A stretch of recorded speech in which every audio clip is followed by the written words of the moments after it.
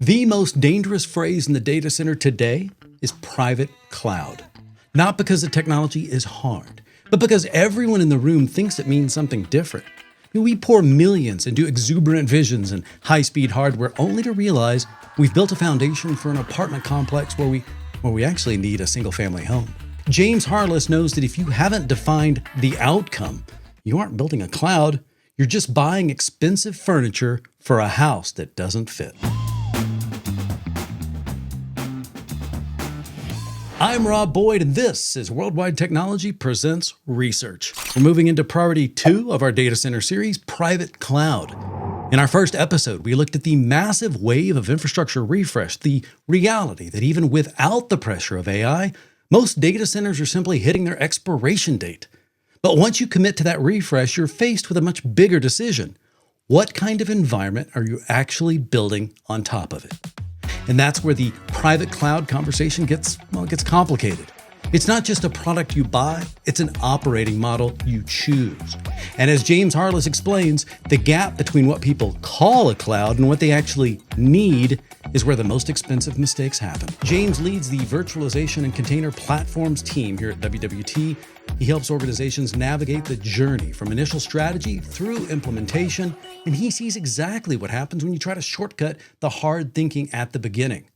The first thing James does when a customer says they want private cloud is to start asking some clarifying questions, because that term covers an enormous range of outcomes, and most organizations haven't figured out which ones they're actually targeting. The way that I think about this, it's contextual a lot of times in what a customer says about private cloud, what they're thinking.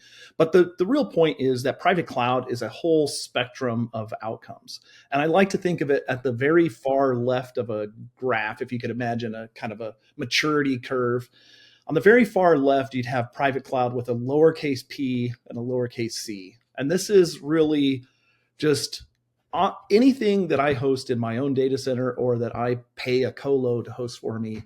It's on premises, it's under my control, and it's most likely virtualized. That's typically where we kind of start to see the early definitions of private cloud. Well, they changed the P from public to private, but the cloud part is still more aspirational than operational.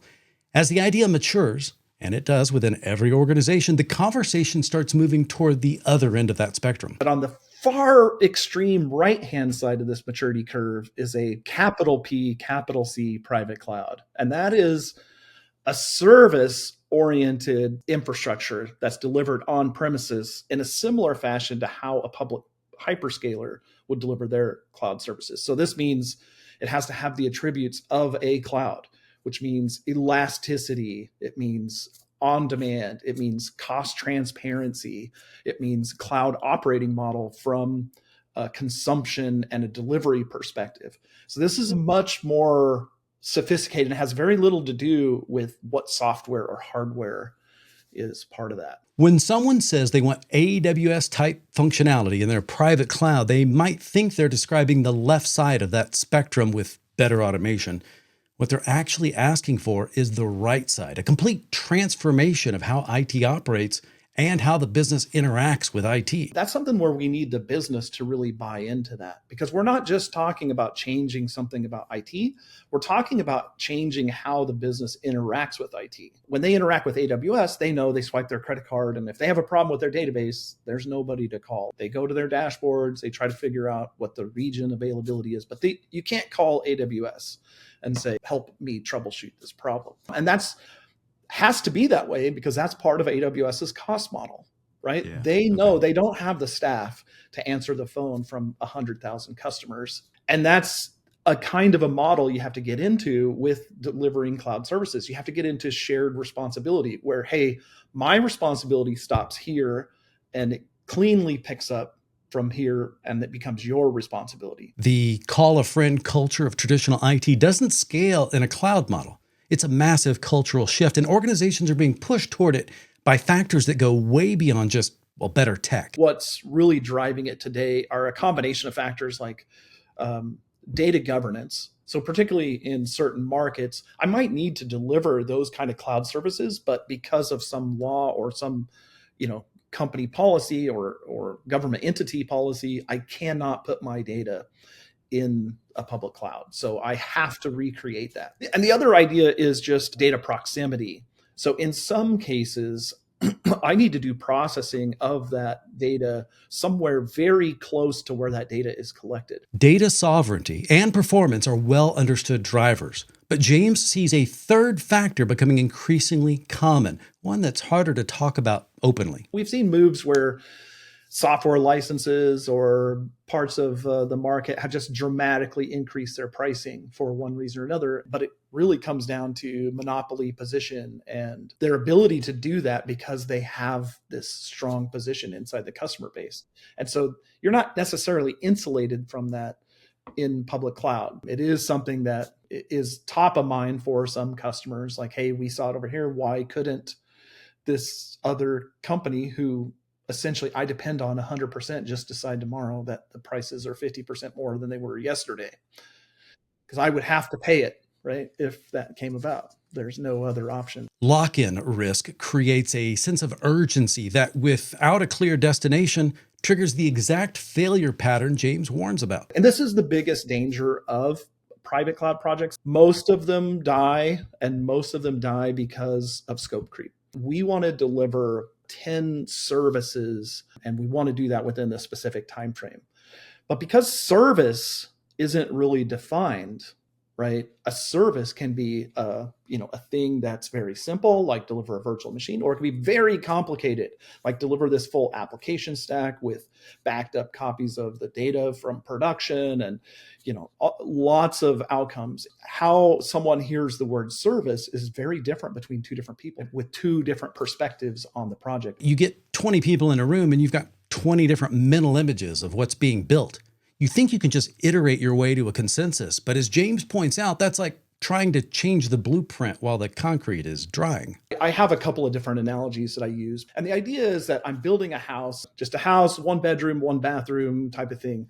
And I can add on to that design as long as I don't deviate too much. Like I can add a garage later and that's fine. But if I decide after I've laid the foundation down that, what I actually need is a multi-unit, multi-family dwelling that will house 50 families.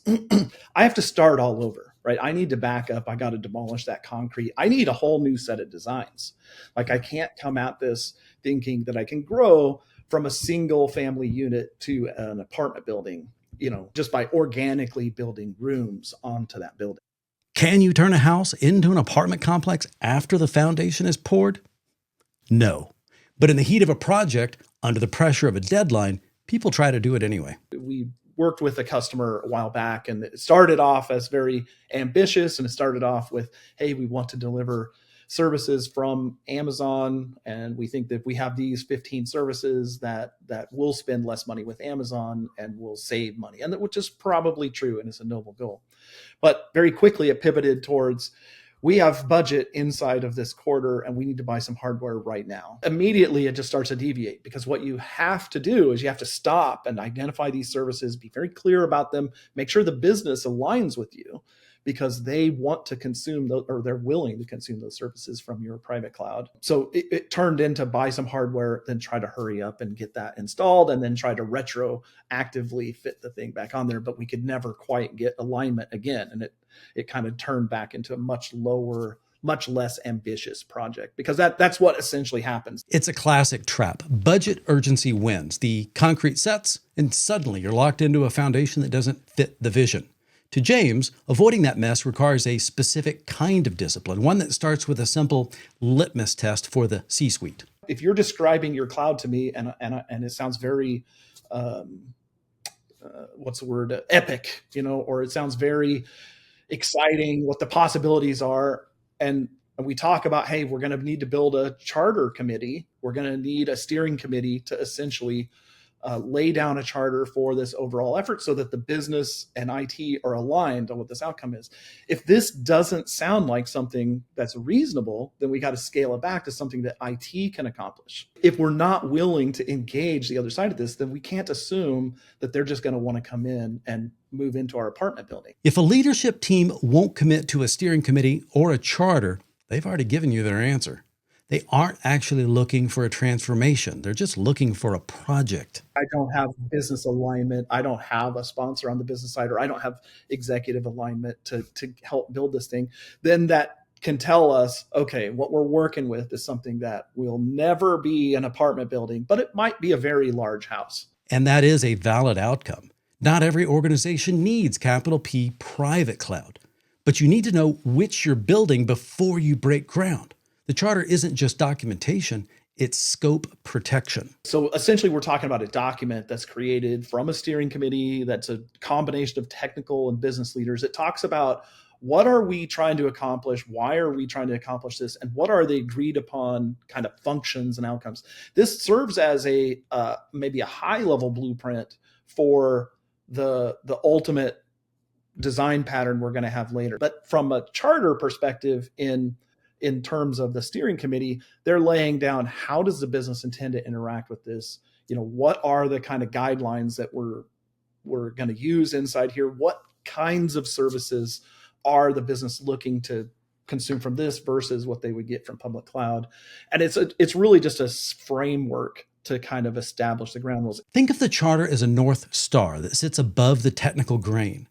When scope creep inevitably shows up, the team finally has a shield. They can point to the charter and say, hey, that's not what we agreed to build. One of the challenges the steering committee will have is not understanding necessarily what's possible, because you have a group of business people who aren't technical. They're not really exposed to the market. You have a group of IT people. They're very familiar with what's possible today in their on-premises environment, but maybe not the broader context, what is possible. So hopefully we're on the steering committee and we're helping them. We as in WWT are helping them write that charter, and that'll get them off on a good foot right out of the gate, right? Help them build that. We may even be the ones trying to help them align who needs to be on that charter, because really we want executive sponsorship. We want key sponsorship from the business units who are going to consume these services, and then we want technical leadership. WWT sees this journey from every angle, from the boardroom strategy down to the engineers racking the gear. But even with that bird's eye view, James sees one more trap that's, well, it's kind of tempting, precisely because it looks like a shortcut. Hey, I'll just have a managed service provider do this stuff for me.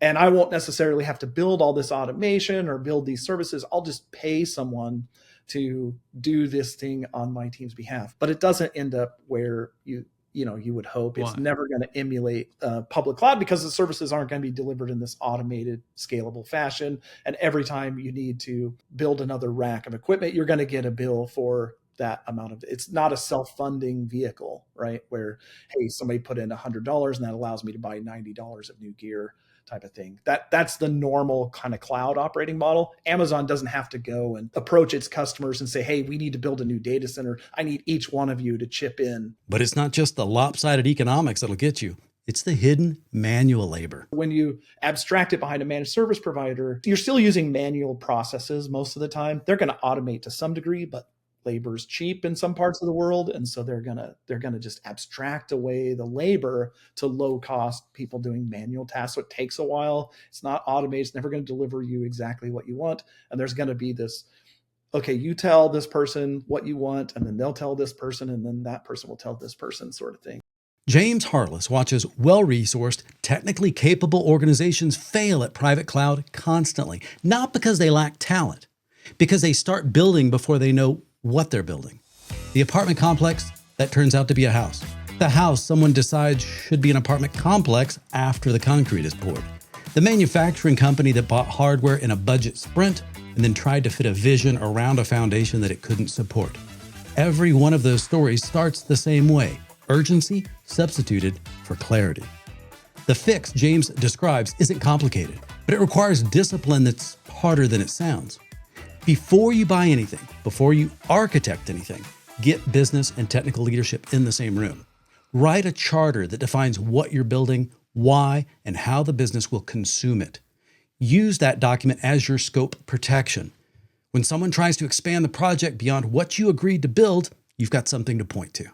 A charter is not going to solve every problem, but it ensures that the most expensive conversations happen while you can still change the design, not after the concrete is already poured. It's the same dynamic Eric DeLallo described in the very first episode. The difference between organizations that are curious and those that are rushed. Budget urgency is the most reliable way to skip the thinking that matters most. The Data Center Priorities research from WWT is at WWT.com. Private Cloud is Priority 2, and the research walks through the full adoption framework from assessing IT maturity through building the platform that makes it sustainable. I'm Rob Boyd. Thanks for watching.